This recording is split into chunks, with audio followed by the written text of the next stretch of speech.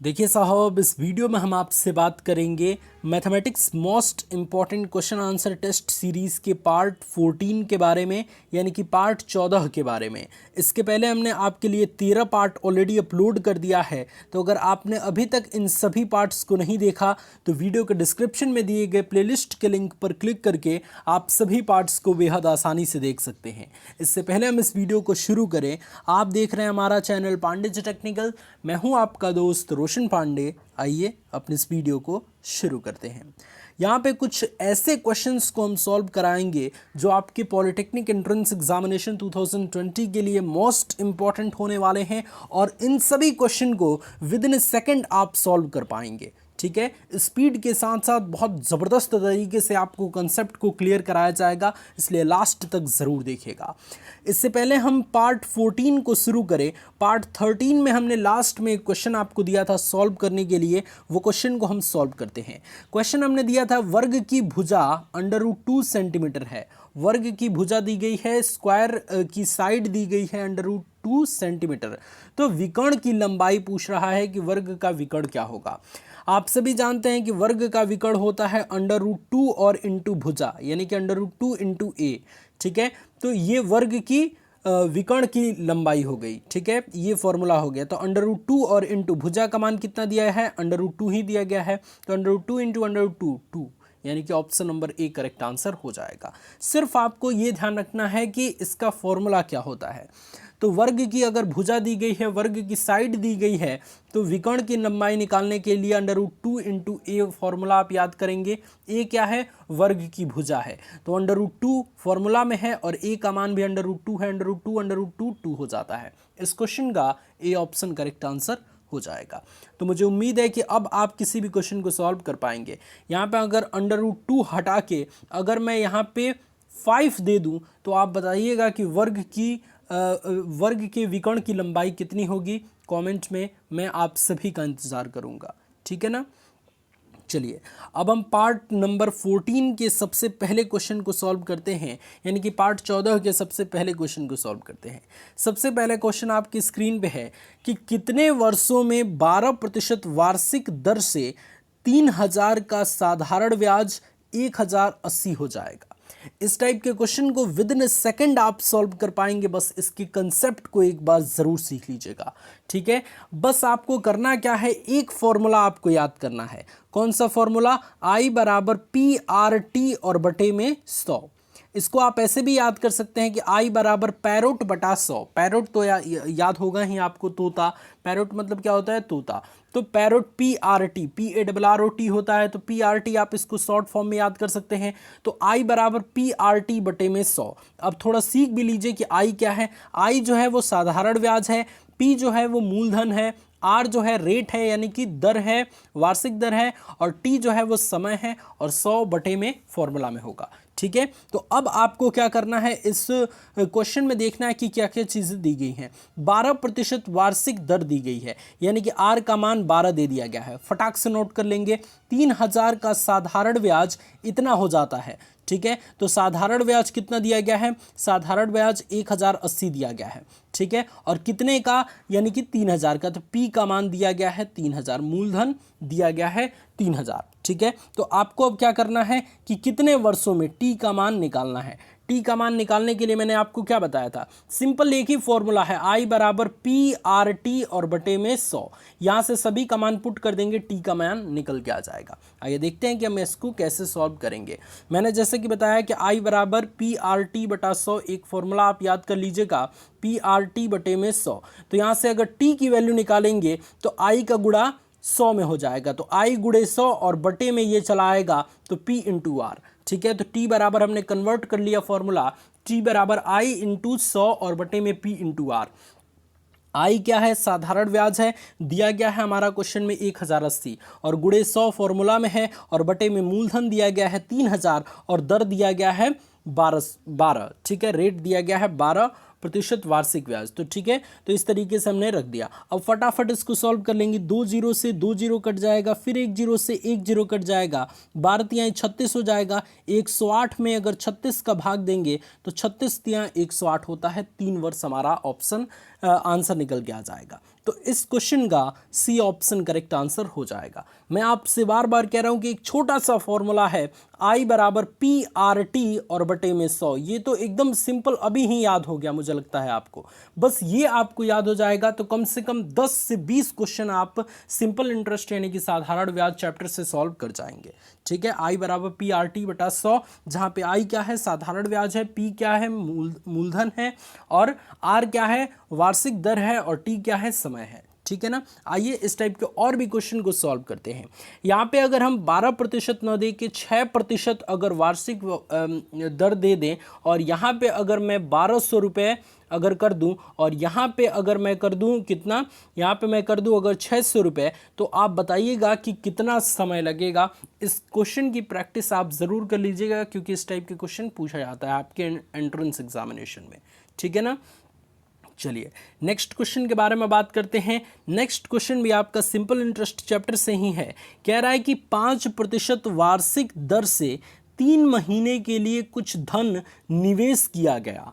ठीक है, कितने प्रतिशत दर से, 5% वार्षिक दर से 3 महीने के लिए कुछ धन निवेश किया गया, कितने मूलधन पर साधारण ब्याज 25 होगा।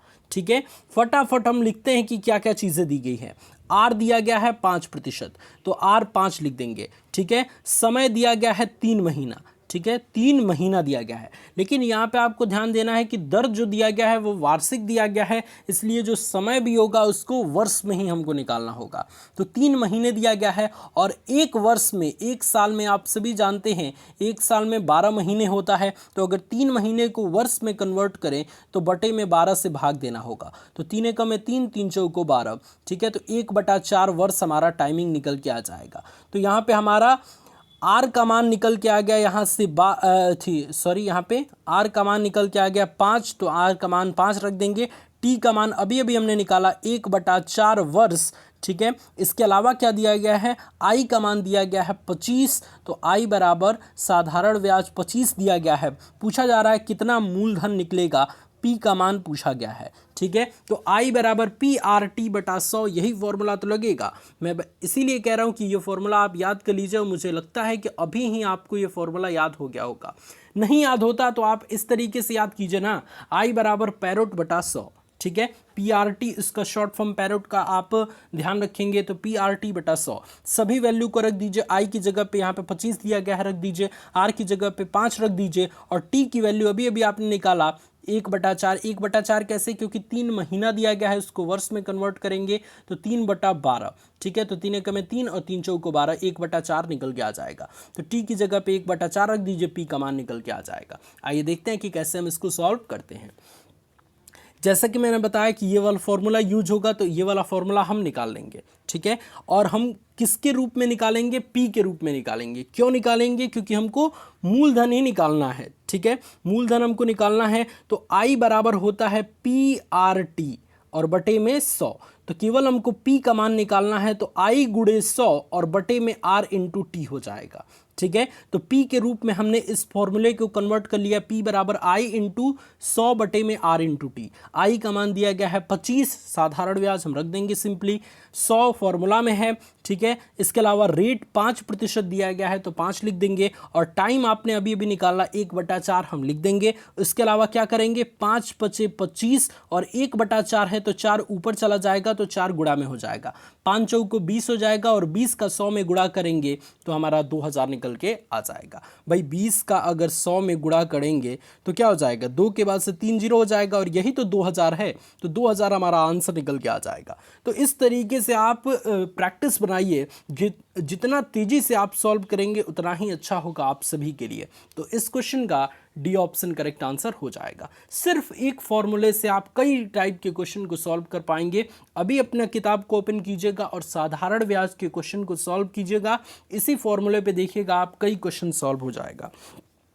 आपके एंट्रेंस एग्जामिनेशन तक बहुत ज़बरदस्त क्वेश्चन को हम सॉल्व कराएंगे, तो बिल्कुल टेंशन ना लीजिएगा। सारी चीज़ें स्टेप बाय स्टेप हम चलाएंगे, और टेस्ट रेगुलर लेंगे, जिससे आप सभी का बहुत अच्छे तरीके से तैयार हो पाए, और अपने एंट्रेंस एग्जाम में आप बेहतर प्रदर्शन कर पाएँ। नेक्स्ट क्वेश्चन उसी फॉर्मूले से रिलेटेड है और देखिए ये एग्जामिनेशन में पूछा गया है। ऐसा नहीं है कि इस टाइप का क्वेश्चन नहीं पूछा जाता है, हर साल के लिए इस टाइप का क्वेश्चन मोस्ट इंपॉर्टेंट है, इसलिए इस टाइप के क्वेश्चन की ज़रूर प्रैक्टिस कीजिएगा। आज मुझे लगता है कि आपका 4 नंबर का क्वेश्चन तैयार हो गया, ठीक है। तो इस तरीके से आपको इसकी प्रैक्टिस करना है। नेक्स्ट क्वेश्चन आपके स्क्रीन पे है कि 1000 की राशि पर 15% वार्षिक दर से 5 वर्ष के अंत में कुल कितना धन लौटाना होगा। तो जब कुल धन लौटाने की बात होगी तो वहाँ पे मिश्र धन हो जाएगा, क्योंकि आप सभी जानते हैं कि मिश्र धन बराबर क्या होता है, साधारण ब्याज और प्लस मूलधन, ठीक है। मिश्र धन मतलब ब्याज सहित जो धन लौटाया जाता है उसको हम मिश्र धन कहते हैं, ठीक है। तो इस चीज़ को आप ध्यान रखेंगे। मूलधन क्या होता है, जो कर्ज दिया जाता है, जो धन हम उधार देते हैं वो मूलधन होता है, लेकिन जो उधार देते हैं वो धन और प्लस ब्याज का धन अगर जोड़ दें तो हमारा क्या हो जाएगा, हमारा मिश्र धन हो जाएगा, यानी कि साधारण ब्याज प्लस मूलधन बराबर मिश्र धन, ठीक है ना। क्या क्या चीज़ें दी गई हैं ये हम फटाफट नोट कर लेते हैं। कह रहा है कि 1000 की राशि पर यानी कि P का मान 1000 दे दिया गया है, ठीक है। यहाँ तक तो समझ में आ रहा है आपको। R का मान दे दिया गया है 15% वार्षिक दर जहाँ रेट की बारे में बात होगी वहाँ R बराबर फटाक से हम 15% लिख दे रहे हैं, ठीक है। 5 वर्ष के अंत में यानी कि T का मान भी आपको दे दिया गया है 5 वर्ष, ठीक है। तो कुल कितना धन लौटाना होगा, यानी कि यहाँ पे पूछ रहा है मिश्र धन कितना लौटाना होगा। तो मिश्र धन का फॉर्मूला होता है आपका साधारण ब्याज पहले निकालेंगे यानी कि PRT बटा में 100 निकालेंगे और प्लस इसी मूलधन को ऐड कर देंगे। यानी कि अगर सिंपल वे में अगर हम कहें तो मिश्र धन को हम A से रिप्रेजेंट करते हैं और A बराबर फॉर्मूला होता है PRT बटे में 100 और प्लस P, ठीक है। तो आप सबसे पहले PRT बटे में 100 निकालिए, ठीक है। तो PRT बटे में 100 निकालने के लिए हम करेंगे क्या, इसका गुणा और इसका गुणा करके और बटे में 100 कर देंगे, ठीक है। तो हम यहाँ पे अगर फटाक से निकालना चाहें तो आप सभी देख सकते हैं कि 1000 गुणे 15 गुणे 5 और बटे में 100 करेंगे, जहां हम 2 जीरो से 2 जीरो कट जाएगा, 15 पचे 75 और 75 में 10 का गुणा करेंगे तो 750 हो जाएगा। यानी कि PRT बटे में 100 का मान 750 आ गया। और मैंने क्या कहा था, A बराबर यानी कि मिश्र धन बराबर होता है PRT बटे में 100 और प्लस P। तो इसका मान तो 750 निकल के आ गया, तो इसकी जगह पे हम क्या लिख देंगे, फटाक से लिख देंगे 750 और प्लस P, और P का मान 1000 है तो P की जगह पे हम 1000 लिख देते हैं। तो 750 में अगर 1000 को जोड़ेंगे तो 1750 निकल के आ जाएगा। तो इस क्वेश्चन का A ऑप्शन करेक्ट आंसर हो जाएगा। मुझे आपको सॉल्यूशन दिखाने की भी ज़रूरत नहीं पड़ी, इतना स्पीड में आपको सॉल्व करना है। बस आपको करना क्या है, जब भी मिश्र धन निकालना होगा, टोटल अमाउंट निकालना होगा कि साल के अंत में कुल कितना धन लौटाना होगा, तो इस स्थिति में आप PRT बटे में 100 यानी कि साधारण ब्याज पहले निकालेंगे और उसमें मूलधन को जोड़ देंगे, क्योंकि मिश्र धन बराबर होता है ब्याज सहित मूलधन को अगर हम जोड़ देंगे तो वो हमारा मिश्र धन हो जाता है, ठीक है। ये क्वेश्चन पूछा भी जा चुका है। तो आप सबसे पहले यहाँ पे देखिए हमने क्या किया, हमने आपको सिंपल इंटरेस्ट निकाला यानी कि I का मान निकाला। I बराबर PRT बटा 100 वाले फॉर्मूले से ये 750 निकल के आ गया। और मिश्र धन बराबर होता है साधारण ब्याज यानी कि PRT बटे में 100 और प्लस कितना, प्लस हमारा हो जाएगा 700 प्लस P यानी कि मूलधन। तो P का मान हमारा 1000 दिया गया है तो हम 1000 रख देंगे और प्लस I का मान अभी 750 यानी PRT बटा 100 750 आया है, दोनों को जोड़ देंगे 1750 आंसर निकल के आ जाएगा। तो इस क्वेश्चन का A ऑप्शन करेक्ट आंसर हो जाएगा। मुझे उम्मीद है कि अब इस क्वेश्चन में आपको कोई भी दिक्कत नहीं होगी और इन तीनों टाइप के क्वेश्चन को आप सॉल्व कर पाएंगे मात्र एक ही फॉर्मूला का यूज़ करके, ठीक है। और ये फॉर्मूला भी अब आपके जुबान पे एकदम बैठ गया होगा। तो आइए अब हम नेक्स्ट क्वेश्चन के बारे में बात करते हैं, यानी कि पार्ट नंबर 14 के चौथे प्रश्न के बारे में बात करते हैं। चौथा प्रश्न आपकी स्क्रीन पे है कि रेखा 4x - 3y + 5 बराबर 0 पर मूल बिंदु से डाले गए लंब का x अक्ष का झुकाव है, ठीक है। डाले गए लंब का x अक्ष से झुकाव है। झुकाव का आपको निकालना है कि उसका प्रवणता कितना है, यानी कि tan थीटा कितना है, झुकाव क्या होता है, m बराबर tan थीटा। तो tan थीटा का मान आपको निकालना है। एक रेखा का समीकरण दे दिया गया है और कहा जा रहा है कि मूल बिंदु से डाले गए लंब का एक्स अक्ष का झुकाव कितना होगा। यानी कि कुछ इस तरीके से अगर हम डायग्राम बनाना चाहें तो आप देख सकते हैं कि अगर ये रेखा है तो मूल बिंदु से इस पर डाले गए लंब का अगर एक्स अक्ष से झुकाव पूछे तो वो कितना होगा। इस तरीके से कुछ हम बनाते हैं। हालांकि आपको डायग्राम बनाने की बिल्कुल ज़रूरत नहीं है, आप एक बस फॉर्मूले का यूज़ करके आप बहुत आसानी से इस क्वेश्चन का आंसर निकाल सकते हैं। कौन सा फॉर्मूला है, रेखा का लंब रूपी समीकरण। ये क्या होता है, ये होता है x cos alpha plus y sine alpha equals to p. I think आपने ये चीज़ पढ़ा भी होगा क्लास 10th में। रेखा का लंब रूपी समीकरण x cos alpha plus y sine alpha equals to p होता है। ठीक है, तो इसको भी हमको उसी फॉर्मूले के रूप में कन्वर्ट करना है। अब कन्वर्ट करने के लिए क्या करेंगे, हमको क्या करना होगा कि इसको इधर पी की जगह पे भेजना होगा। तो हम लिख देंगे यहाँ कि 4x minus 3y equals to -5। और हमारा फॉर्मूला क्या था, हमारा फॉर्मूला था x cos alpha plus y sine alpha equals to p. तो P पॉजिटिव में है यानी कि प्लस में है और यहाँ पे माइनस में आ रहा है, इसीलिए इसको हम प्लस करेंगे। तो इसको प्लस करेंगे तो हमारा क्या होगा, हम कहेंगे कि दोनों तरफ माइनस से गुणा करने पर, तो माइनस से गुणा करेंगे तो यहाँ पे माइनस हो जाएगा, यहाँ पे प्लस हो जाएगा, यहाँ पे प्लस हो जाएगा। तो फाइनली हमारा क्या निकल के आ गया, 4x plus 3y equals to 5। अब हम कहेंगे कि इसको सॉल्व करने के लिए दोनों पक्षों में 5 से भाग देने पे या फिर इसी का भाग इस तरीके से देने पे। ठीक है, तो हम करेंगे क्या, इसके बाद से हम करेंगे कि बटे में 5 इसका कर देंगे, इसके बटे में भी 5 कर देंगे और इसके बटे में भी 5 कर देंगे। ये एक बार में कट जाएगा। अब ये x cos alpha plus y sine alpha equals to p के रूप में कन्वर्ट हो गया। आइए देखते हैं कि हम कैसे इसको सॉल्व करेंगे। ये क्वेश्चन भी आपके पॉलिटेक्निक एंट्रेंस एग्जाम में पूछा जा चुका है। ठीक है, सबसे पहले आपको अगर ये पता नहीं है कि भाग किससे देंगे तो अगर आप कन्वर्ट कर लेते हैं तो बहुत अच्छी बात है, अगर नहीं कन्वर्ट कर पाते हैं तो under root x square plus y square का मान निकाल लीजिएगा, जो आएगा उसी से आपको भाग देना है। जैसे कि 4x माइनस 3y समीकरण था, समीकरण क्या था, 4x minus 3y equals to -5 था। तो under root x square plus y square निकालेंगे तो अंडर रूट में 4 का स्क्वायर प्लस 3 का स्क्वायर, 4 का स्क्वायर 16 होता है, 3 का स्क्वायर 9 होता है, 16 9 25 हो जाएगा। अंडर रूट 25 का मान 5 होता है, तो 5 आएगा, जो आएगा उसी से आपको भाग देना है। तो हमारा 5 निकल के आ गया। तो 5 से दिए गए समीकरण में भाग जब देंगे तो अगर हम -4x प्लस 3y बराबर 5 में अगर हम 5 से भाग दे देंगे तो हमारा हो जाएगा -4/5x प्लस 3/5y बराबर 5/5। तो 5/5 हमारा 1 हो जाएगा, तो 1 हम लिख दिए। अब हम कहेंगे क्या कि इस समीकरण को x cos alpha plus y sine alpha equals to p से तुलना करने पर, यानी कि रेखा के लंब रूपी समीकरण से इसका तुलना करने पर, जब तुलना करेंगे तो आप सभी देख रहे हैं कि x के गुणक में क्या है, यहाँ पे कॉस अल्फा है और इसके गुणक में क्या है, -4/5 है। तो कॉस अल्फा का मान -4/5 निकल के आ जाएगा। यहाँ पे y का गुणक क्या है, साइन अल्फा है, आप देख सकते हैं यहाँ पे, और यहाँ पे y का गुणक क्या है, 3/5 है। तो 3/5 हमारा साइन अल्फा का मान निकल के आ जाएगा। और प्रवणता क्या होती है, रेखा का एक्स अक्ष से झुकाव क्या होता है, m बराबर tan थीटा होता है।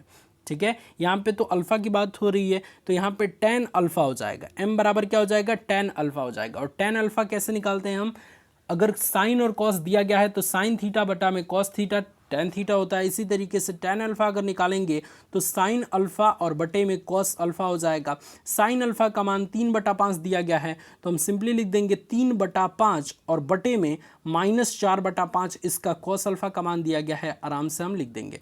5 से 5 कट जाएगा तो -3/4 आपका निकल के आ जाएगा। तो tan थीटा बराबर -3/4 निकल के आ गया। तो tan अल्फा बराबर, सॉरी मैं बार बार थीटा कह रहा हूँ क्योंकि फॉर्मूला आपको थीटा के तौर पे ही याद करना रहता है, m बराबर tan थीटा।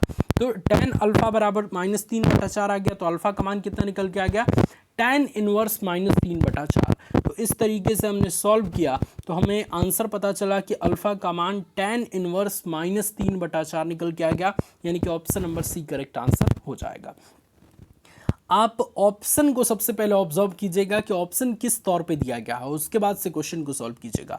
आप सभी देख रहे हैं कि सभी ऑप्शन इन्वर्स में, tan इन्वर्स में दिया गया है, तो इसीलिए आपको m बराबर tan थीटा वाले फॉर्मूले का प्रयोग करके और उसके बाद से उसका मान भी tan इन्वर्स में ही निकालना होगा।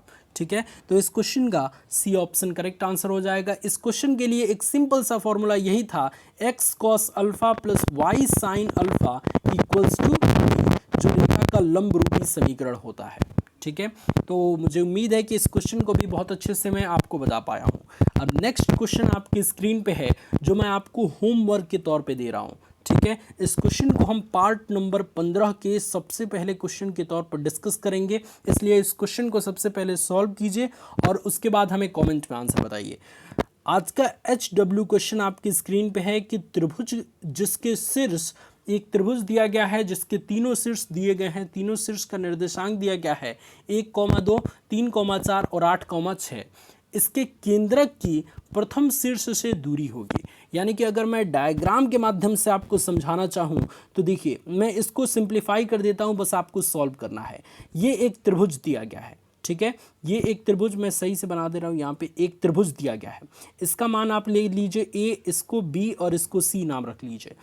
a का निर्देशांक 1,2 दिया गया है, b का निर्देशांक 3,4 दिया गया है और c का निर्देशांक 8,6 दिया गया है। ठीक है, अब सबसे पहले आपको इसका केंद्रक का निर्देशांक ज्ञात करना है, यानी कि इस वाले पॉइंट का निर्देशांक ज्ञात करना है। ठीक है, यानी कि जी का, इसको जी से प्रदर्शित करते हैं, और इस केंद्रक का निर्देशांक ज्ञात करना है, यानी कि इस जी वाले पॉइंट का निर्देशांक आपको ज्ञात करना है। उसके बाद से प्रथम शीर्ष कौन सा है, ए है, तो यहाँ से यहाँ तक के बीच की दूरी आपको निकालनी है। ठीक है, तो सबसे पहले आप केंद्रक निकालेंगे और उसके बाद से प्रथम शीर्ष और केंद्रक के बीच की दूरी, यानी कि दो बिंदुओं के बीच की दूरी का फॉर्मूला का प्रयोग करके आप इस क्वेश्चन को सॉल्व कर पाएंगे। तो मुझे उम्मीद है कि इस क्वेश्चन के कॉन्सेप्ट को मैं समझा पाया हूं और आप खुद से इस क्वेश्चन को सॉल्व करके और हमें बताएंगे कि कौन सा ऑप्शन करेक्ट आंसर होगा। ठीक है, तो ये क्वेश्चन भी 2009 में पूछा गया है और इस क्वेश्चन के सॉल्यूशन अगर आपको नहीं आता है तो आप आने वाला पार्ट 15 ज़रूर देख लीजिएगा, जिससे आपके कंसेप्ट क्लियर हो सके। मुझे उम्मीद है कि बहुत अच्छे तरीके से सभी क्वेश्चन को मैं डिस्कस करा पाया और काफ़ी सारी चीज़ें आपको इस वीडियो के माध्यम से सीखने को मिली। अगर ये वीडियो आपको पसंद आया तो प्लीज़ इस वीडियो को लाइक कीजिए, और अगर आप हमारे चैनल पर पहली बार आते हैं और अभी तक सब्सक्राइब नहीं किया तो कर क्या रहे हैं दोस्त, प्लीज़ सब्सक्राइब कर लीजिए, क्योंकि आप सभी के हेल्प के लिए ही चैनल बना है और बिल्कुल फ्री में सारी चीज़ें आपको प्रोवाइड कराई जाती हैं। ठीक है, आप हमारी वेबसाइट pandeytechnical.in पे भी पढ़ाई कर सकते हैं, इंपॉर्टेंट क्वेश्चन आंसर देख सकते हैं। सिर्फ गूगल में आपको सर्च करना होगा pandeytechnical.in। ठीक है, आपको हमारी वेबसाइट मिल जाएगी, और जाते जाते अपने दोस्तों तक इस वीडियो को ज़रूर पहुंचा दीजिए। सभी दोस्तों से बताइए कि ख़ास तौर पे यूपी पॉलिटेक्निक और बिहार पॉलिटेक्निक की बहुत ज़बरदस्त तैयारी इस चैनल पे कराई जाती है, और ख़ास तौर पे आप अगर एंट्रेंस एग्ज़ाम में ज़बरदस्त नंबर लाना चाहते हैं तो आपको इस चैनल से ज़रूर पढ़ाई करना चाहिए। तो फटाफट शेयर कर दीजिएगा इस वीडियो को, अपना ध्यान रखिए और खूब पढ़ाई कीजिए और ज़बरदस्त नंबर लाइए। God bless you all, take care.